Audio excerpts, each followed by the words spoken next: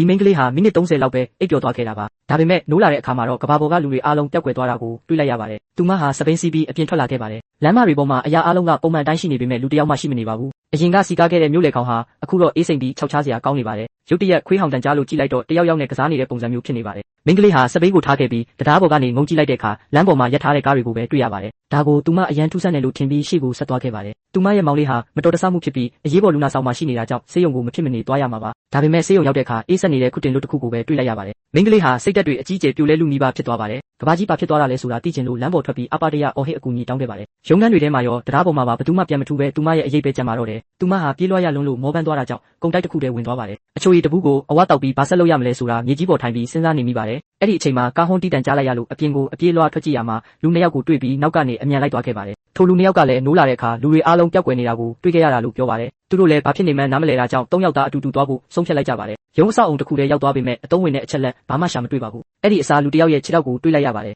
အနားသွားကြည့်လိုက်တဲ့အခါလူမဲကောင်လေးတစ်ယောက်ဖြစ်နေပါတယ်အဲ့ဒီကောင်လေးကထူးထူးဆန်းဆန်းပြုတ်မှုပြီးသူတစ်ယောက်တည်းစပိန်စီးပြီးထွက်သွားပါတယ်သူတို့၃ယောက်ဟာနေရောညပါလိုက်ရှာကြပေမဲ့လမ်းမီတိုင်တွေကအံ့ဩစရာကောင်းလောက်အောင်လင်းနေပါတယ်သူတို့ဟာမီးရောင်နောက်ကိုလိုက်သွားရင်းအဆောက်အုံတစ်ခုပေါ်မှာအကူကြီးဆိုတဲ့စာသားကိုအထင်ရှားမြင်လိုက်ရပါတယ်အထဲကိုဝင်သွားတဲ့အခါလုံခြုံရေးကင်မရာထဲကနေအတန်တန်ထွက်လာပြီးလက်နက်တွေချထားဖို့ပြောပါတယ်၃ယောက်လုံးလိုက်နာလိုက်ရပါတယ်အဲ့ဒီနောက်ဓာတ်လေကားတကားပွင့်လာပြီးသူတို့ရှေ့မှာပြုံးနေတဲ့ကောင်လေးတစ်ယောက်ပေါ်လာပါတယ်တကယ်တော့သူဟာလည်းလူတွေကိုလိုက်ရှာနေတာပါအဲ့ဒီကောင်လေးကသူတို့ကိုစိန်ခံကားတွေအပြည့်ရှိတဲ့မြေအောက်ခန်းစီခေါ်သွားပါတယ်သူဟာအချမ်းသာဆုံးအမွေဆက်ခံသူတစ်ယောက်ပါသူတို့ဟာလူသူကင်းမဲ့နေတဲ့မြို့ထဲမှာအားကစားကားတွေကိုအရှိန်နဲ့မောင်းနှင်ခဲ့ကြပါတယ်အဲရစ်ကကားဟုံးကိုတောက်လျှောက်တီးပြီးအော်ဟစ်ခဲ့ပေမဲ့ဘာမှထူမလာပါဘူးရုတ်တရက်လူတစ်ယောက်ကိုတွေ့လိုက်ရပါတယ်အဲ့ဒါဟာအရင်ကလူမဲကောင်လေးပါသူဟာမြေကြီးပေါ်မှာလဲကျပြီးတေးလူမျိုးပါဖြစ်နေပါတယ်သူတို့၃ယောက်ဟာသူ့ကိုကားပေါ်အမြန်တင်လိုက်ပါတယ်အဲ့ဒီအချိန်မှာပဲမြားတွေဟာနေရာအနှံ့ကနေပြန်ဝဲလာပါတယ်သူတို့အရန်ကြောက်သွားပြီးကားကိုအသေးတန်မောင်းပြေးခဲ့ရပါတယ်ဒီမြားတွေဘယ်ကလာတယ်လဲဆိုတာဘယ်သူမှမသိပါဘူးဟိုတယ်တစ်ခုကိုရောက်တဲ့အခါလူမဲကောင်လေးရဲ့ကိုယ်ထဲကမြားကိုထုတ်ပေးလိုက်ပါတယ်အားလုံးနားနေကြတဲ့အချိန်မှာပဲသတင်းပေါက်အပြင်ဘက်မှာ drone တစ်စီးပေါ်လာပါတော့တယ်